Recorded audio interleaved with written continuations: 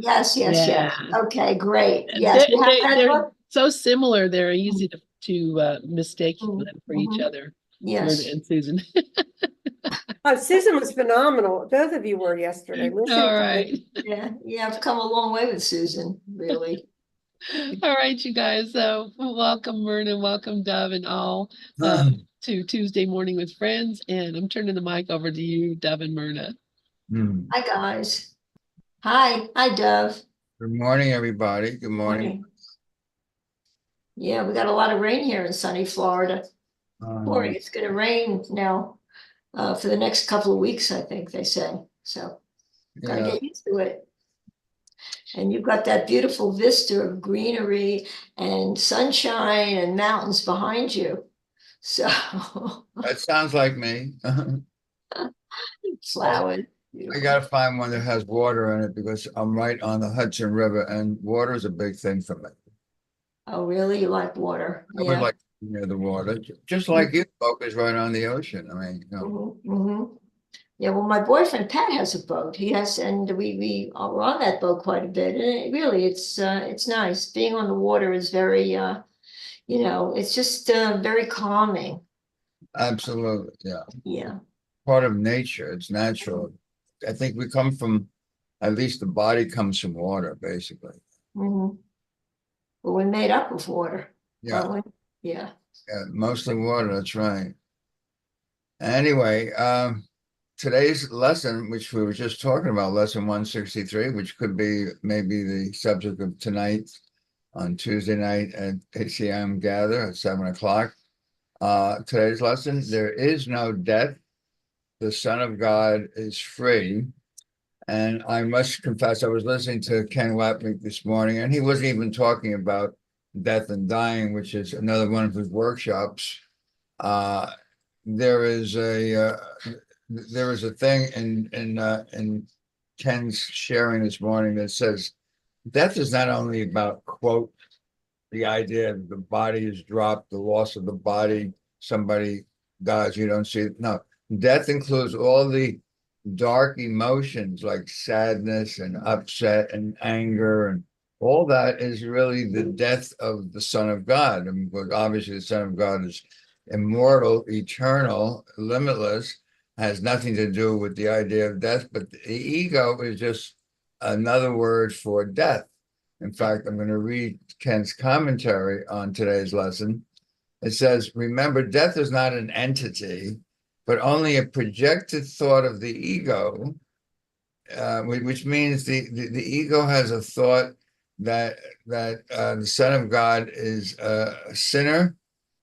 Son of God has separated himself from his creator, from the love, from the light, and therefore death is his punishment.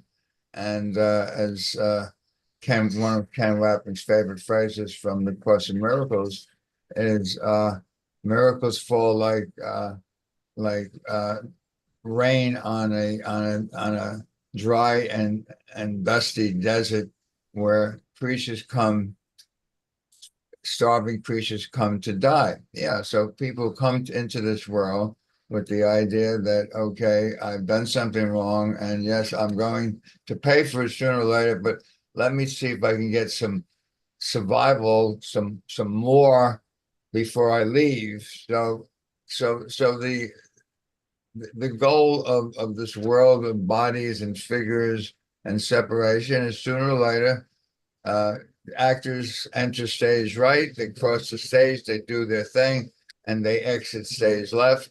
And no one has ever seen that there's anything that says that that's not true.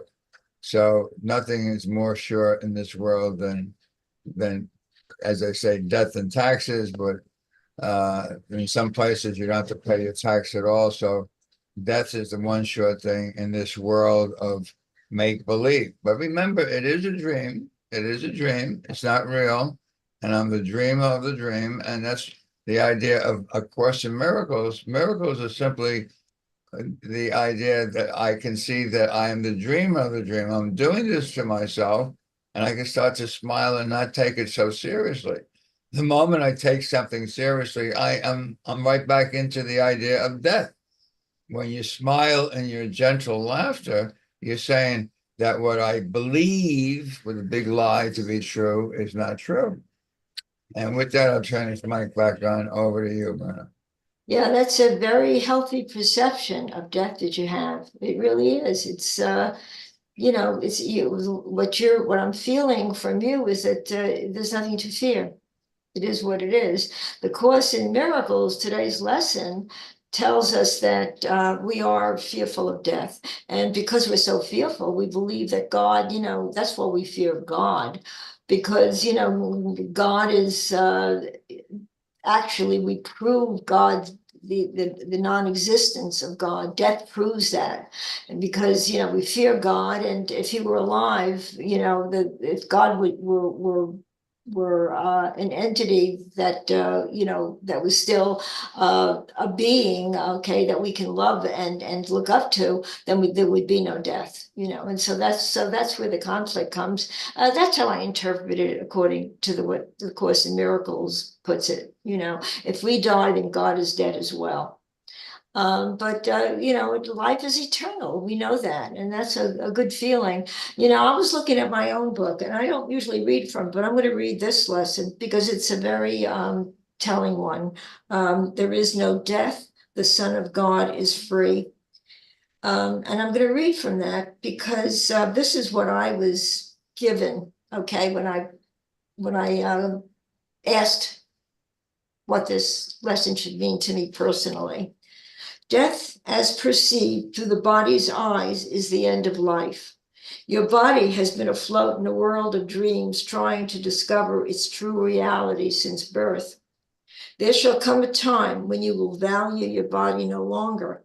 You have since learned not to fear the illusion of death because it is meaningless. When you enter into the gates of heaven, past all dreams of sin, guilt, and fear, you will know that your homecoming was planned since you first chose to take a detour from God's eternal love and exchanged it for a world of danger, sickness, and fear. You have since learned there is no real danger, and that sickness is not within reality because it serves only to prey on those minds not yet healed. A mind that is healed has learned the truth and has no need to explore this aspect of suffering any longer. Death is the last obstacle to overcome. Now, in the twilight years of your life, you have come to know there is no death and that only life eternal is true. And isn't that comforting to know that? So I never really even think of death. I mean, I don't think of it. My mind never even goes in that direction. I mean, it's just something that I've just come to accept that how I'm going to die, I don't even think about that. I know that. And maybe that's a way of keeping in the present, in the moment, not even looking past the present.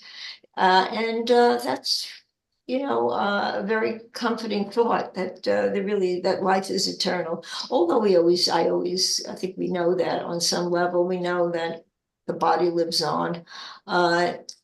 In lesson 93, it tells us that we are so fearful, okay, that we think that we're the home of darkness, sin, and guilt, and that that we if we knew how terrible we were, if we knew how awful we truly were, we would kill ourselves, okay, we'd rush to death by our own hand, recognizing that that's impossible. So we know that we can't even do that. You can't even kill yourself and get away with with pain. The mind understands that there's no way out, and that's why we reach for something else. We reach for a way to get out of pain. Those that are involved in teachings, the Course in Miracles certainly is a very valuable one. And as you said yesterday, you made a comment that it's the fastest way there. It's the quickest approach to reality. And here again, we were reading, when Sharon was reading those excerpts about Bill Thetford. And one of the lines that got me was that, that we have high tolerance for pain, but even pain is not without limit. And I certainly can relate to that because I've been there, certainly suffered the depths of pain. I mean, it was like being in hell, actually.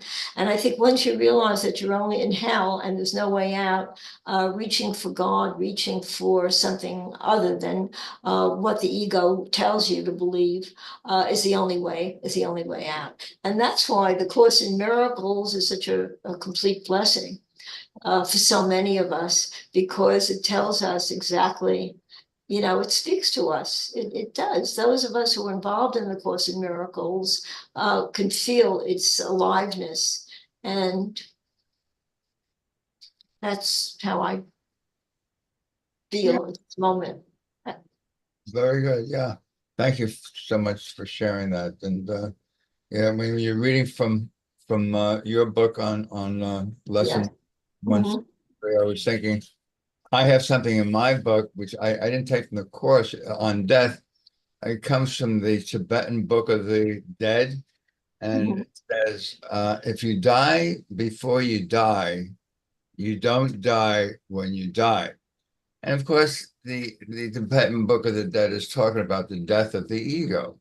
That if you recognize that in fact, I don't know if I finished what Ken Watling's commentary was, but he said uh, uh, in the second part of the thing, he says we could substitute the word ego for everything that's said here about death. So that's exactly what Tibetan Book of the Dead says. If you die before you die, if the ego is gone before you die, you don't die when you die. And I think that for the most part, when you said that you don't have any thoughts about death at all, I think for the most part, I'm speaking about, we have a group here at ACIM Gather, and I don't think uh, maybe a few do, but I think for the most part, what you just said speaks for most of the gatherers here.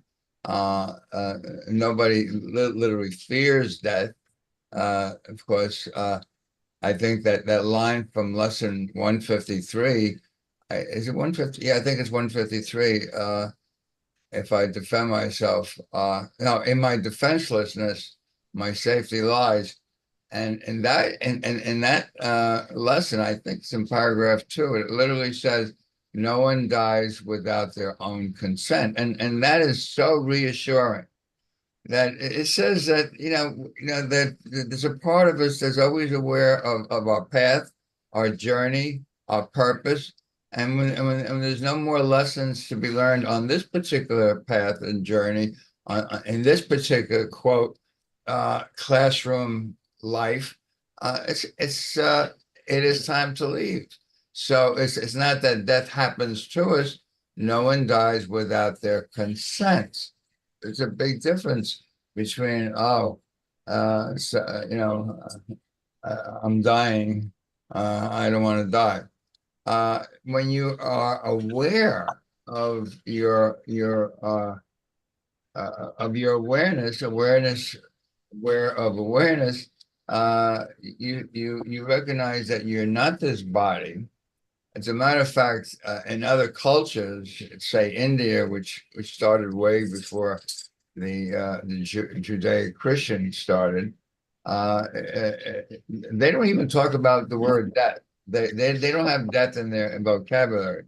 They just simply say he dropped his body. He dropped his body. And that's exactly what the Course is saying. We drop our body. The body is not what God creates.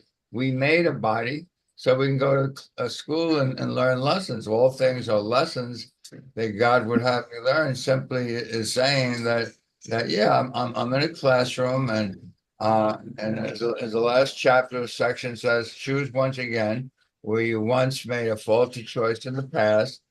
And notice the word past means it happened in time.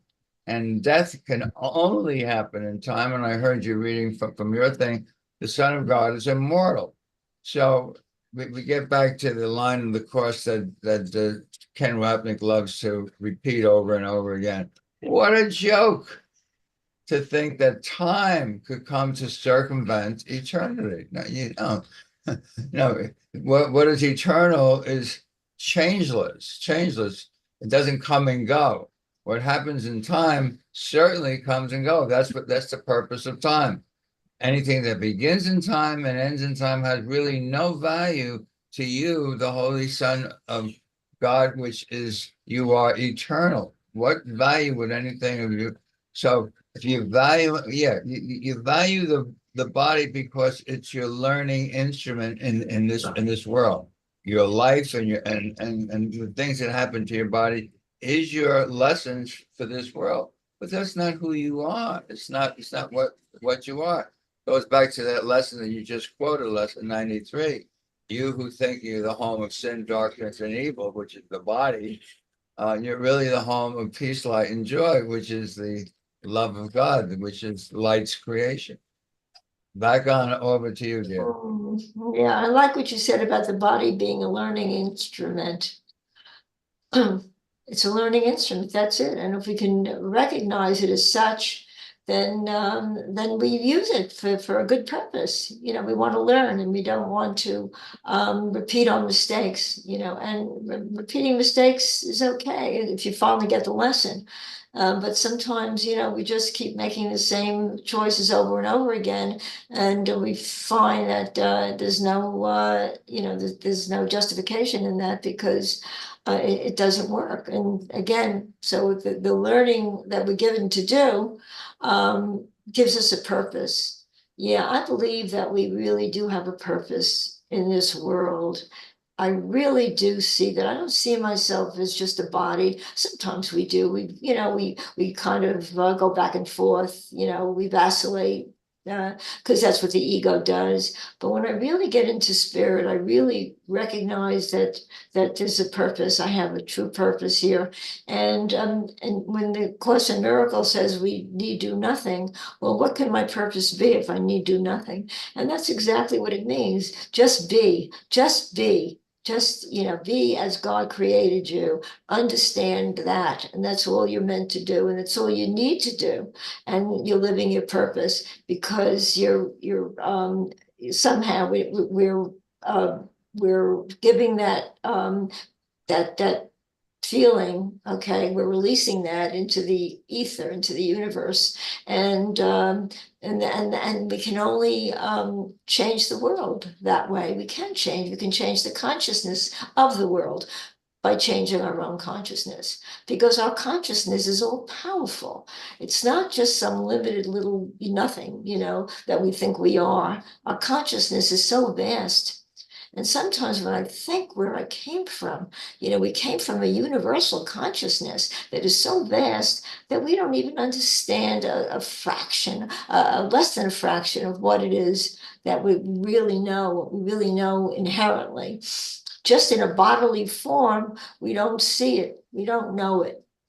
Because we're limited, but we're meant to have that limited experience, and live it out and go back to our true roots with a lot more knowledge gained through this limited experience. So if we can really see that nothing is without purpose, then we can certainly be at peace knowing that. Do you agree? Thank you. I see Mikhail's hand is up. Go ahead, Mikhail. Oh, I really like what you and Myrna shared on the body being a learning device, and then it's just, you know, gently laid down. And, you know, it goes in line with Christ. You know, he came back, and he came back actually, you know, not in a physical form, but he came back to show that there was no death. And Ramakrishna came back too, not in a physical form, but he came back to Holy Mother, who was his wife. And so, you know, the body is gently laid down when a lot of times when it's learned everything that it could learn in that particular form or lifetime, and it goes to in the death of relationships or the death of a job or any relationship with another or anything in form. It's kind of there's a death in that when all the learning that those two have come together can learn at that particular time.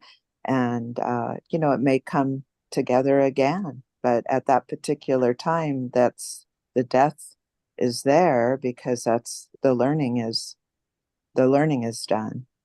Thank you. All right, thank you so you. much. That was beautiful. That was beautiful. I want to take a look at what you were sharing a little earlier on purpose. Yeah, you're absolutely right. I love that 3-word sentence in lesson 25. It's the first sentence. It says purpose is meaning, and it actually says only purpose has meaning in this world, which is meaningless.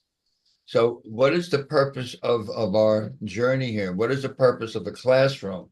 What is the purpose for being here?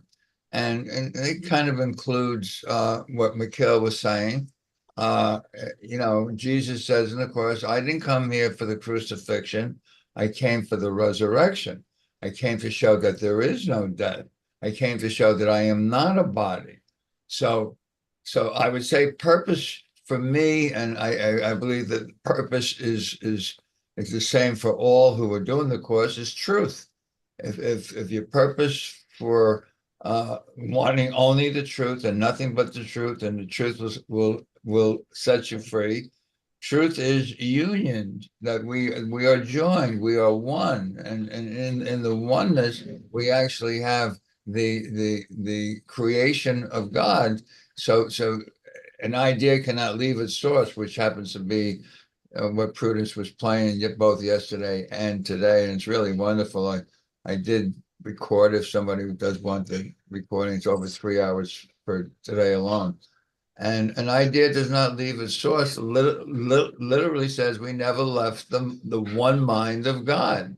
But a tiny mad idea entered into eternity, and we took it seriously. We could have laughed. The Son of God remembered not to laugh. We took it as and say, this is insane. This is but it was insane. It was the idea that I could actually separate myself from creation, and I could be special. I could be more. I could be better. I could be different.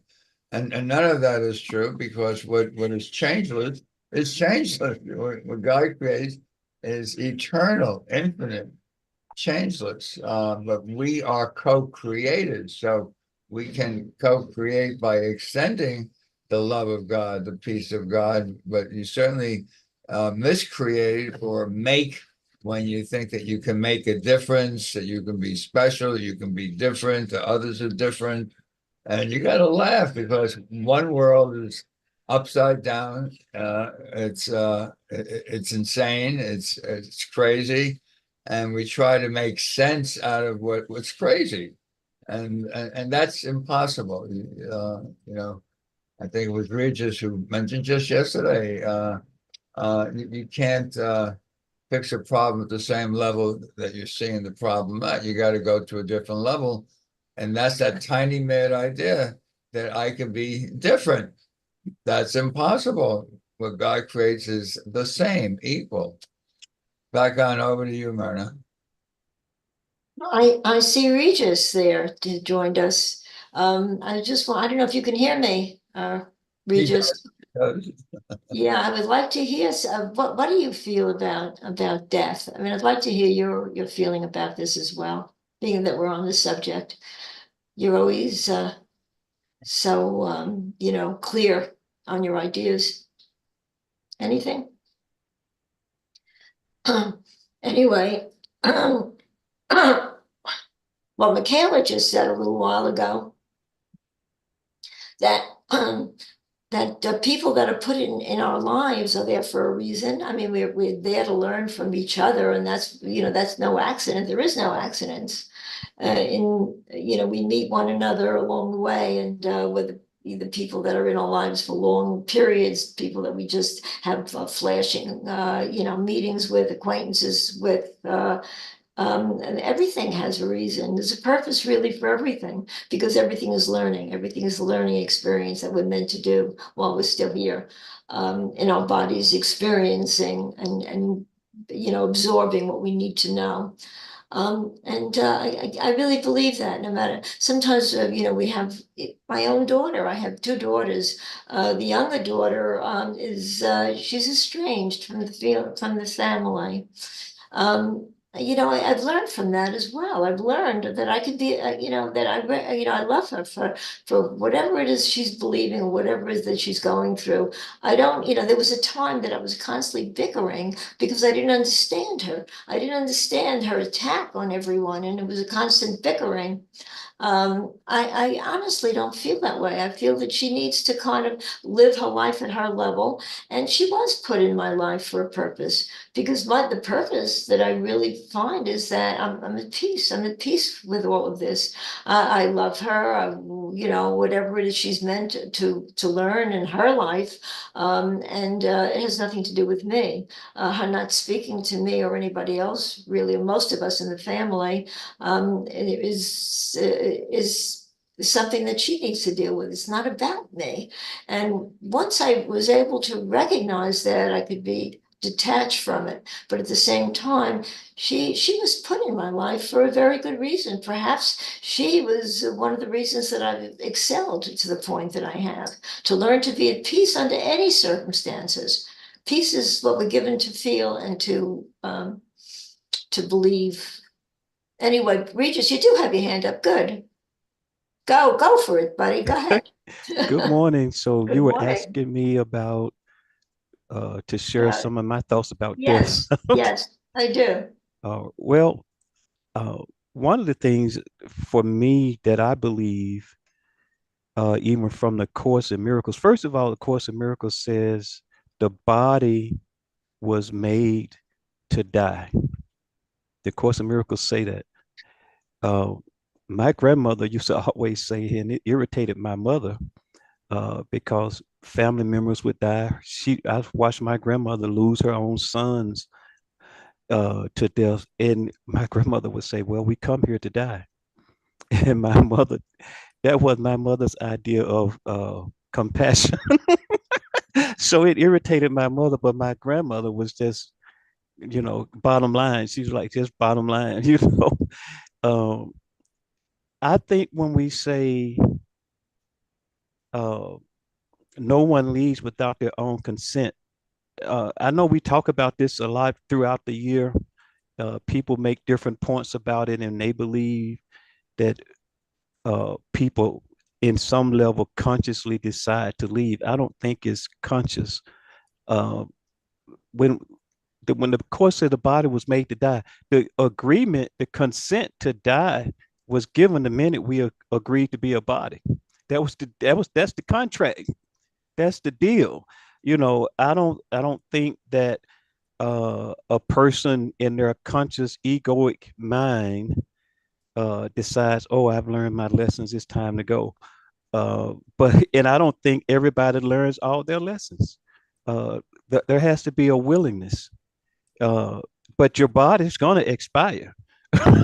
you know, it's going to expire, and that's an agreement that uh, as early as we started, even when we were like little smarty mouth kids or smart minded kids thinking old people die.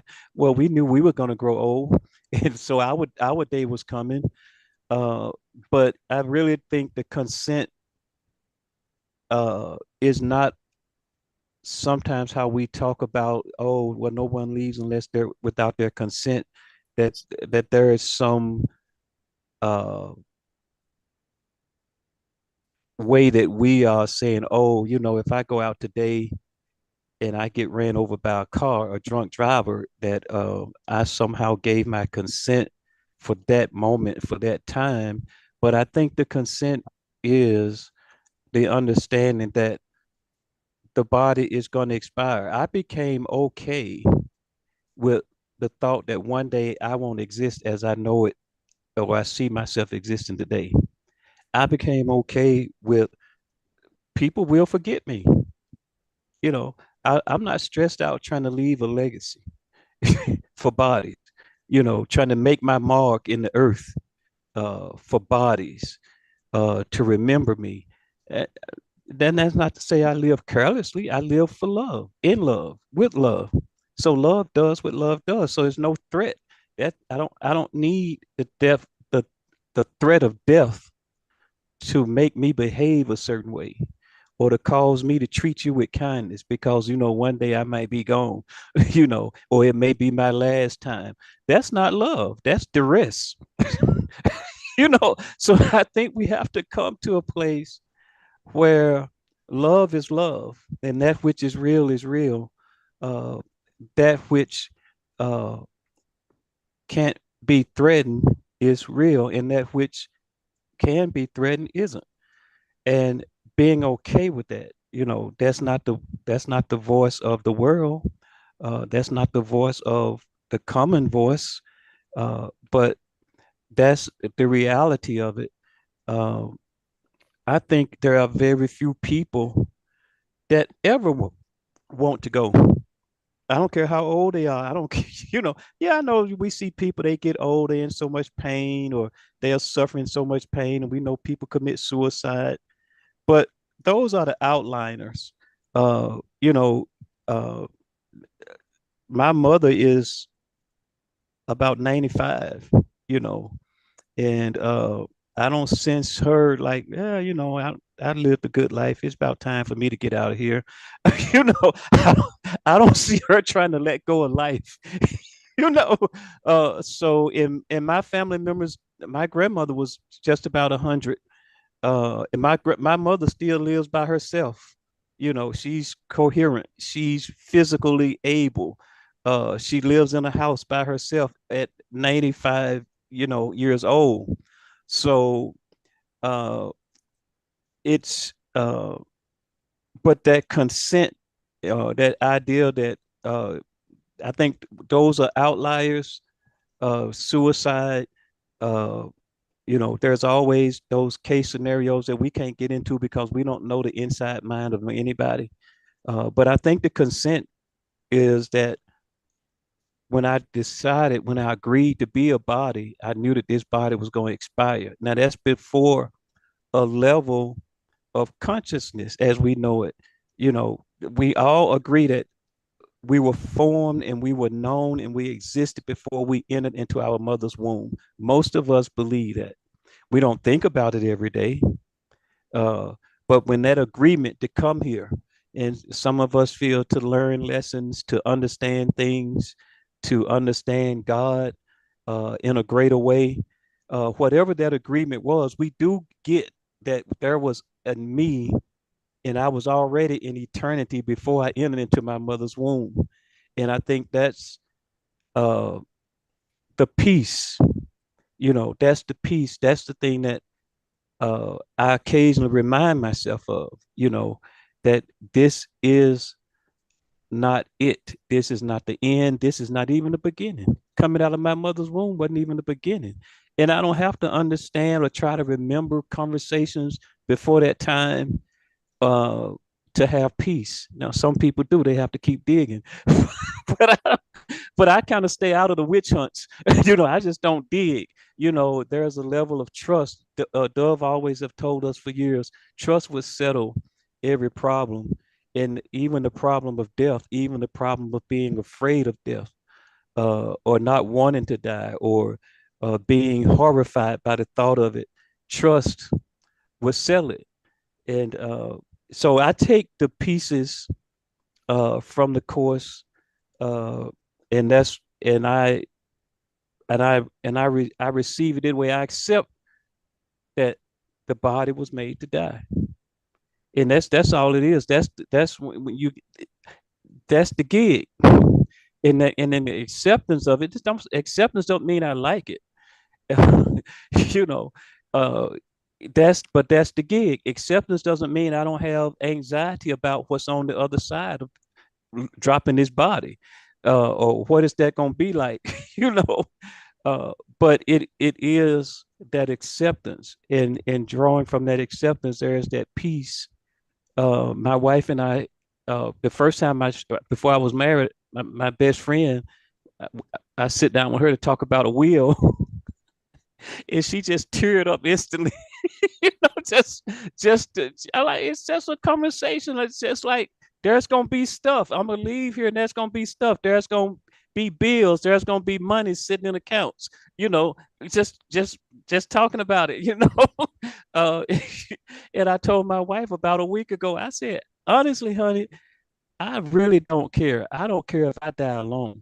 If I can die alone in a house and my body can rot until they finally smell it and take it and dispose of it. I don't care. I'm like, do what you do. You know, it's like all these stories about death and the stuff that we get ourselves bogged down in our emotions with, we find a way to let them go. And Myrna, I'm gonna shut up after this. Uh, but I said for years, and Dove noticed I was getting up at 4:30 in the morning every morning doing a thing called Morning Glory in ACIM Gather. And out of that Morning Glory, one day these words came out of me without it wasn't premeditated. It was just in the moment. But let go of the story and allow the glory. That's where that came from. And every story that I have about anything, the course says, bring me everything that you think you know about anything and everything, and I will lead you gently and safely to the salvation that you so desire. And so every story, I allow the Holy Spirit to take that story, the story of death and all the things around it, all the good, the bad, the indifferent, the rights, the wrongs. Uh, I remember when I offered my ideas about suicide. Christians used to believe, oh, suicide, that's the ultimate sin. There's no forgiveness for suicide. And I offered that story to the Holy Spirit and allowed that story to be corrected and brought to a new awareness and a new knowledge of it. But it's just bringing those things to the Holy Spirit, letting go of the story and allowing the glory. And that's where the peace. And what is the glory? Peace, love, and happiness. That's the glory. And to live in that space of love, peace, and happiness is being able to bring even those stories about death and just allow them to be in the space of truth and light. Thanks, Myrna. I hope that wasn't too much. Great. No, I love to hear you sharing, because it comes from the heart, it's something that you're truly feeling, and, you're expressing it. You're able to express your feeling very well. It makes so much sense. You talk about your mom who's 95 years old. I think that's phenomenal. She's proving that you don't need to get old because age is just a number. I see people who are much younger, that really, they're old beyond their years. And then I see people who are old and they're young, way younger than they appear to, their numbers would indicate, their age. So age is just a number. I mean, I'm up there. I mean, I really am. And I really don't think of anything. It's funny when I think about death, I just think I'm just going to disappear. That's it. I just, and I'm just going to just melt away. I don't know. And that's really as far as I go about death. That's as far as I take it. But you talk about a will, I have to laugh at that because I think about, we leave wills and we're concerned about, how we're going to leave the world. But, but what my, the truth within me says is that if there is no world, okay, then there won't be a will. There won't be anything. We're just going to just wrap it up, take the world and the world is not going to be here, as we see it. The world doesn't exist. The world just exists according to how we perceive it, how we see it. So somehow I have that, that inner thought that, the world is not going to be here anyway after I leave it. I don't know if that makes any sense, but anyway, that's what I I seem to feel the Course in Miracles has substantiated that in so many ways. It constantly, drives home the fact that there is no world, that there is nothing to be, and that's why there's nothing to be afraid of. We live in the world in fear of sickness, fear of so many different things, fears of loss, fear of death. But and that's really what the world does. It's just a world that inflicts that fear on us. But the truth is that if there's nothing to fear in life, then what could there possibly be in fear about where death is concerned? I mean, it just is. It just, I see that the limitations of the world as they were meant to be, and that we agreed upon when we came into the world. And whatever happens, I think that nothing happened without our consent, because if we can leave the world in a better state than we came in to it, then we've learned our lessons, that we've really we've lived on purpose. By the way, you said something yesterday that I like very much. God help me to see me as you see me. And that sounds like a wonderful mantra, God help me to see me as you see me. And isn't that wonderful? We can see ourselves the way God sees us, and see others the way, Yeah. the way God sees them is all encompassing, isn't it? Yeah. It that was one of those things again that wasn't premeditated. It just came up in a moment of meditation and prayer. Uh, it was bigger, especially at that time. I didn't see myself sitting here having these type of discussions at that time. It was bigger than I could ever imagine. Uh, what I was actually that mantra, but God helped me to see myself as you see me. And I really meant it. And I didn't pray it once. It became, like you said, a mantra of, and then it became an unfoldment that's still unfolding, to this day, of like, it's not my opinion about me, it's not my society's opinion about me, it's not, uh, it's only your opinion and your view and your sense of me. Help. That's what I want to know. And that's where with the Course, when we can say God goes with me everywhere I go, and we can use that quote that Dove often quotes, what could you not accept? What could you not accept in the realization that God is with you? And that's, to me, my favorite definition of consciousness. It's just the realization that God is right here, right now. And in that space, when we talk about the world is not real, it's to me, it's just the values and the things that we're holding dear. Those things that we value and that we're holding dear. It's not about the existence of the world.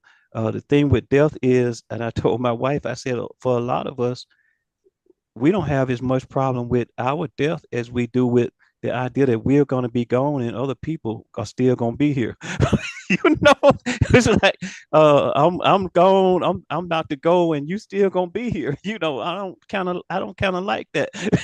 you know. But it's just that unfoldment, and even like when I say about the will, it's just not about whether or not the world exists.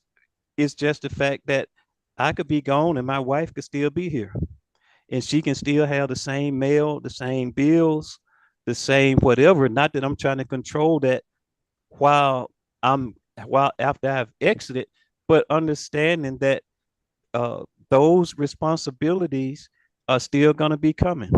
Uh, the mortgage, the rent, all those things. If I exit right here, right now, I can be translated up to heaven. It doesn't matter. Uh, I'm not. I don't care about whether the world stop existing for other people. That's not my business.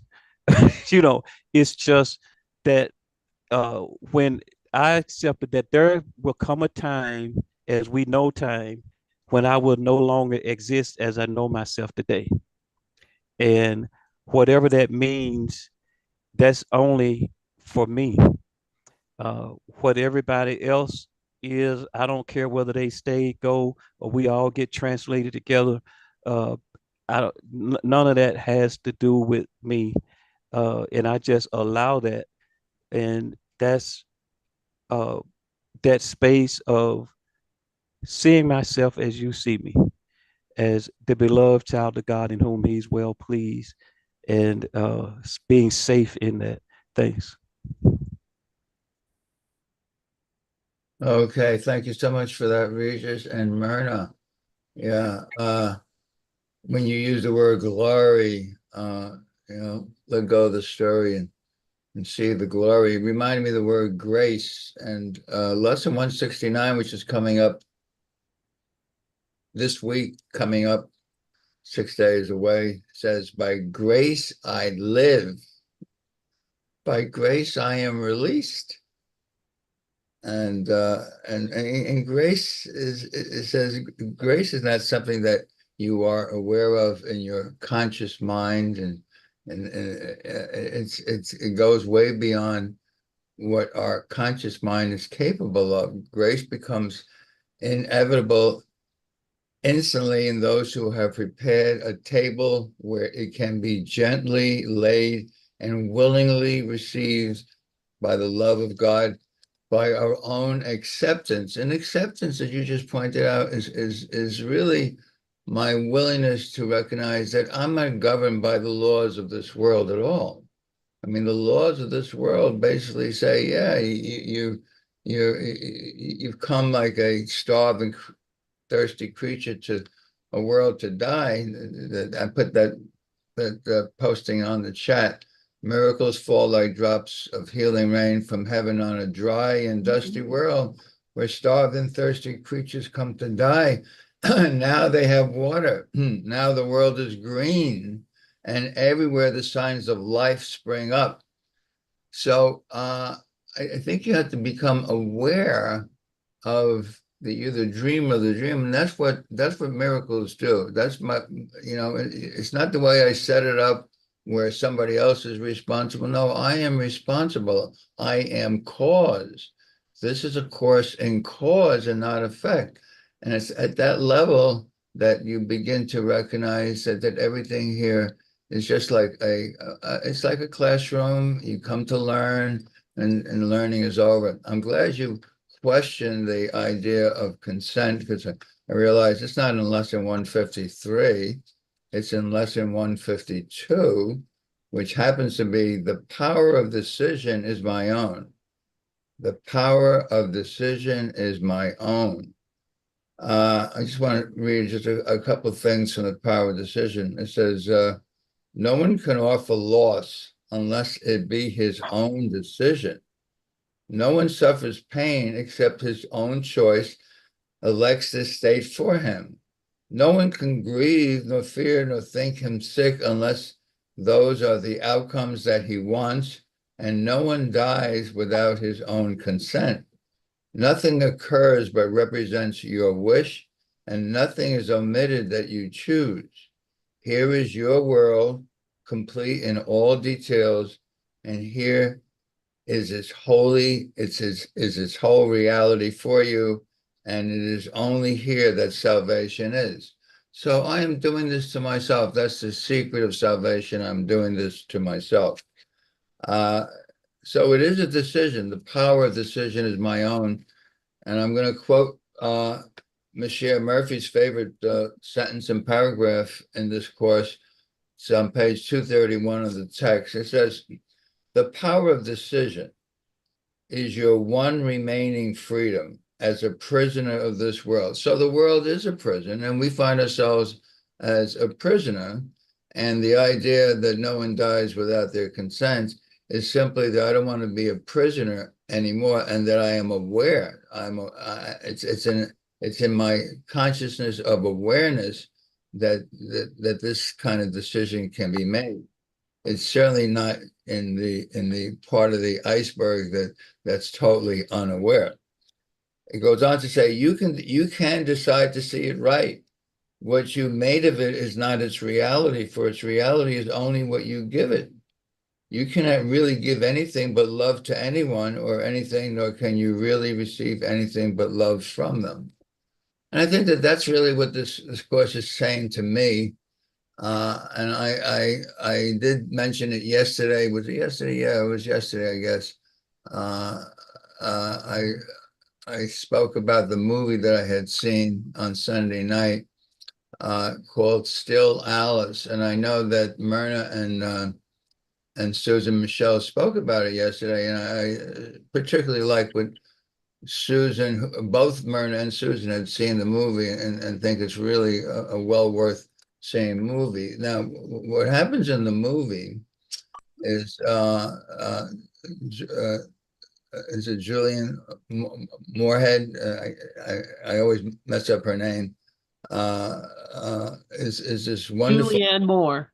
Julian Moore is a wonderful professor of linguistics, and she's created whole new fields of knowledge and child in educating children. And she's considered the expert in the entire field. She's a professor at Columbia, and she sees her entire worth is in her understanding and knowledge of linguistics. And then she receives this report from her doctor who says that she has very early Alzheimer's, oncoming Alzheimer's, and very rare, but she does have it. And she's beginning to realize that the things that she held very precious and she held very valuable and worthwhile was falling away from her. They were just falling away, and she couldn't stop it. And as Susan Michelle said, yes, she saw that her worth, her value was in what she knew, and what she knew wasn't going to be there for her anymore. So what was going to replace it? And as the movie progresses, she has a wonderful, loving family, and the family is really caretakers for her. And one daughter, in particularly, one who doesn't go to college and receive all kinds of diplomas for law and science and things like that. She just wants to be an actress, and she's very happy with it. Her mother wants her to go to college, even in her late stages of Alzheimer's. But the daughter hangs out with her mother, and they're at the beach, and the daughter is trying to make an impression on the mother to see if she can get her mother to start to understand just normal languaging, forget linguistics. And she's telling her this story, and then she looks up at her mother and she says, "Mom, did you understand the story?" And there's a couple of moments of silence, and the mother smiles and says, "Yes, it's love." And it doesn't matter what the story is, exactly as Regis says, forget the story. It's the glory of the love. And that's all you're really left with here. Certainly you're not your body. You are the love that we all are together as one. If you leave anyone out, it's not the love of God, but that's what we are, is the love of God. And with that, I'll turn it back on over to you, Myrna. Yeah, Alzheimer's is a very interesting subject because there are all forms of Alzheimer's. Some people even accept that. I don't. I've seen the movie several years ago. I remember thinking it was a very good movie. What sticks out in my mind is that when she knew she had Alzheimer's, she thought that maybe she might want to kill herself, and she wrote notes to herself about where to find the pills that she was hiding. But the Alzheimer's exacerbated, and she didn't remember where she put the pills. That's what I remember as well. But I do remember that it did have a definite message, and it somehow, I can't articulate it, but I suppose it ended on a good note in that respect.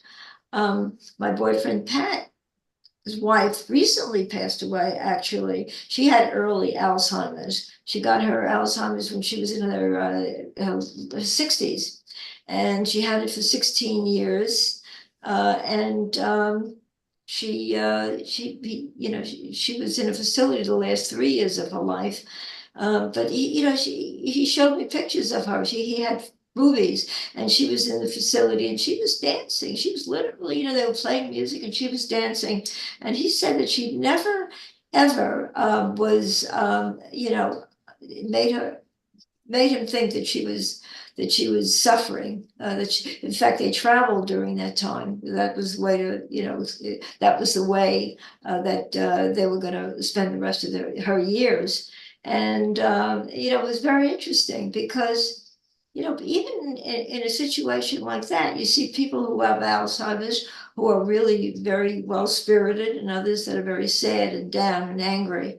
And so it's just all a matter of how you it's all a matter of acceptance. We can accept anything, then we never really have to suffer with it too much. But she must have suffered at the end, or maybe she didn't, because the last couple of years since I know him, the last 3 years, she was in a vegetative state, really, just living barely, and that was it. When she died, she was only 60 pounds, so it was a very trying time for him. But before that, I mean, he said she accepted her condition. So again, we just see where our thoughts take us. It's all about our thoughts. Yep, it's all about our thoughts, right? Actually, it's our belief in our thoughts, and of course, the word belief has that idea that I think my thoughts mean something, and he tells you at the beginning of the course, my meaningless thoughts are showing me a meaningless world. You got to always remember that the only real thoughts I have are the ones I share with God. And those certainly are not the thoughts that are circulating in my mind, unless I see all equally and include all equally. And it's in that inclusion that you actually invite atonement automatically, which is right out of the course. So when you include and see all the same, you are actually accepting the atonement for yourself, because atonement says that what you think happened never happened, the separation never happened, that we are all included as one always. And that doesn't happen in time. Time is the only place where death or the belief in death can happen. But what God creates is eternal. So the idea of change, and things happen in time where things are always changing. Time changes everything. I mean, we're born as a little infant, and then a child, and then a teenager, middle age, and then we grow old. And so in time, everything changes from birth to death. But death itself is not true, because time itself is the vast illusion.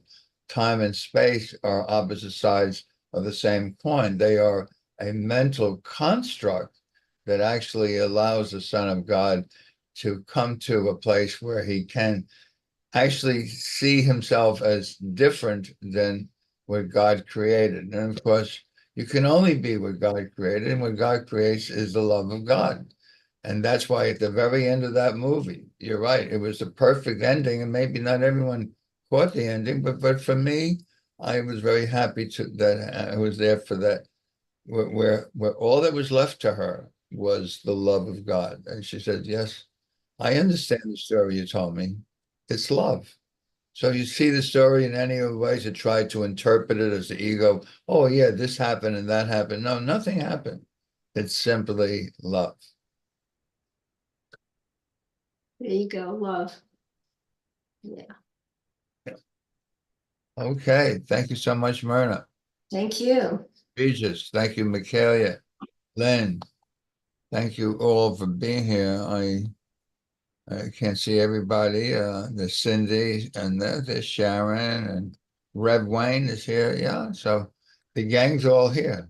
Yay, yay, the gang's all here. Do-do-do-do-do-do, do-do-do-do-do. I think we're gonna continue this tonight, right? In our discussion tonight should be interesting. Yes. Sure. Yeah.